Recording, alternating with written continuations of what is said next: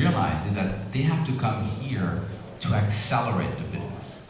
So there's a lot of French, the government is helping startups with seed money, which I think is a good thing and a bad thing.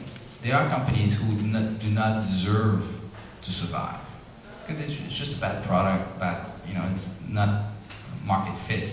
So, but the government helps, they come here, accelerate, and I'm sure it happens in other European countries, and eventually succeed. And we have those heroes, French entrepreneurs who are here, who succeeded, like Business Objects, for example, that was huge by SAP.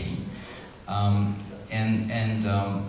then back in a home country, they look at those heroes and say, well, we can do it too. Can I also pose one question to the gentleman from Austria? Because I've been several times to Vienna and enjoy very much the showroom house.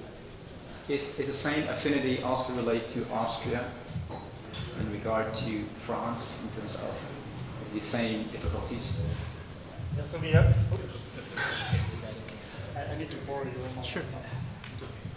So we also have a lot of these old-style economy, old families, large companies, and what comes in addition there is even if you want to do or have innovative ideas or want to do innovation things, and I spoke just recently with the CIO of the Austrian Lotteries, which is a monopoly organization, 4 billion revenue, and the CIO wants to bring innovative ideas in the company. The trouble is that he has first identifying people who can help him with that inside the organization, but also that labor laws, workers' council, data privacy regulations are interfering with that thing. He needed, for example, 6 months just to get, Yammer, not even Yammer, SharePoint. They told me he wanted Yammer, but now he got SharePoint as a social network inside the company, because the workers' council blood in the fearing that pictures are being used of employees, so that stifles innovation a lot. And he sees it as his baby, he tries to do that, has all these obstacles. Here, the regulations are a little bit different, it goes faster. We're often surprised how fast it goes, yeah? And when you come back, we run into these roadblocks there. So this is certainly a huge issue that I'm an expert on a certain topic. I talk a lot about gamification. This is using game mechanics in non-game context. Whenever I'm in Europe and talk about that, the first questions that are coming are about data privacy laws, labor laws, yeah?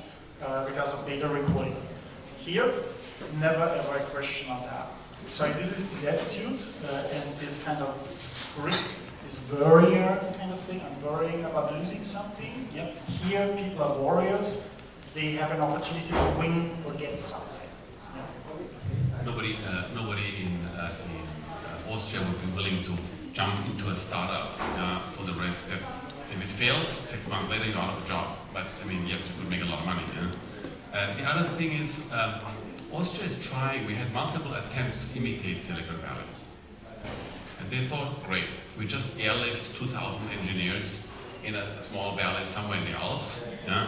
We drop them with parachutes and we have a Silicon Valley. And it doesn't work that way. Yeah? And I'm a big advocate that a country like Austria can do amazing things, even in what we know today as high-tech, biotech. It's just not imitating the Silicon Valley, but build something where your own values are really there. I recall the company that you had given a presentation in Brazil. They make dresses. Yeah. It works there. It will never work here because you cannot have a company where you design dresses online and then the tailor at the corner makes them, because there are no tailors at the corner. So some companies should really, yeah. Yes, I have a question to the international startups. I want to get your reaction on, because as trade commissioner here, I've been approached by several of our traditional conglomerates in the Philippines. They now have an innovation division. This is never heard of before in the Philippines. And they asked me if I could arrange something like speed dating night for me to arrange a speed dating event with startups in the valley. Not only for them to be able to, invest into the startups themselves, but also to bring that innovation into their own operations, like telecommunications, for example. And I would like to know how you guys receive this. Obrigado. I'm not sure quite if I understood correctly the question, but if I understood correctly, you're asking how you could do that here.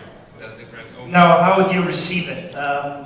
These are huge companies. These are billion-dollar companies in the Philippines. They practically control their own industries in the country, and they have innovation divisions now.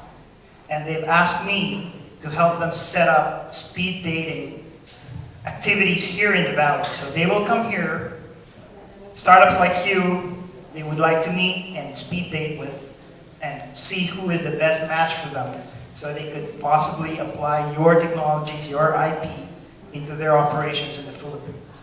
And this is something that I'm looking into doing probably with Stack.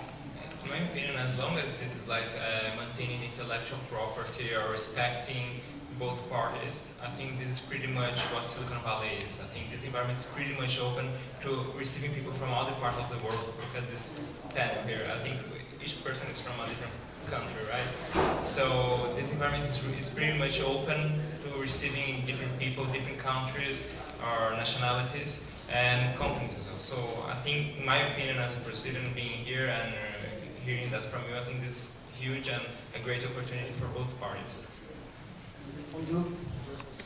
Can I just add to that? Why not just do that in the Philippines? They want to come here. It's not junket. It's their executives lived here. They're from here.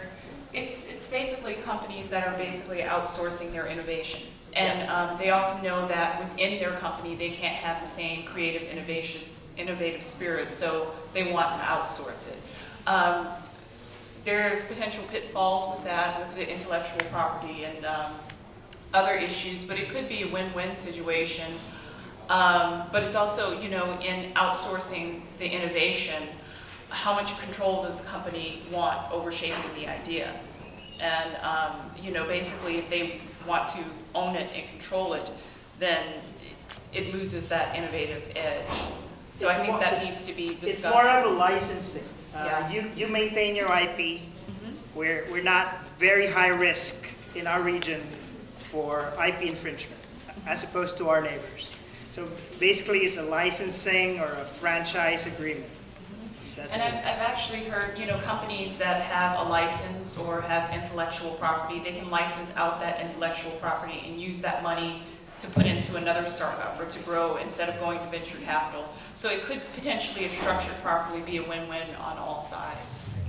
So over the years, I've seen, on a practical level, I've seen being done in two ways.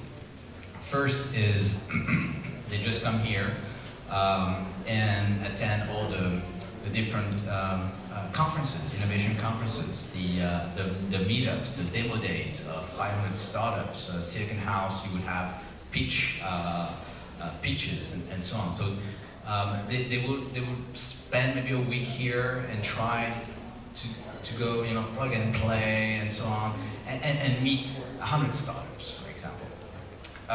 That's, that works, but it's not very efficient.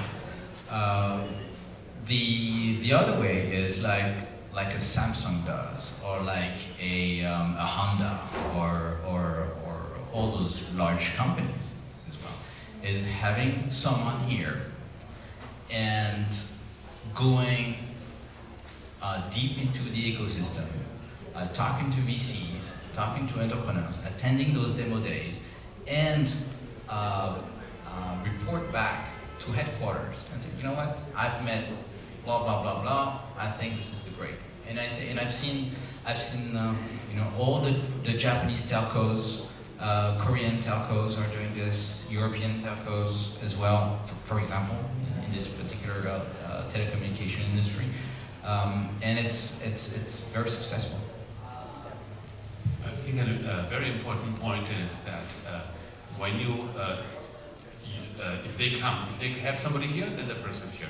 If they come for 2 weeks, you set up here in this room, the speed dating, then you are going to be the guarantee that the deal is done Silicon Valley style and not done in a style that a European or all-American Silicon Valley company doesn't know.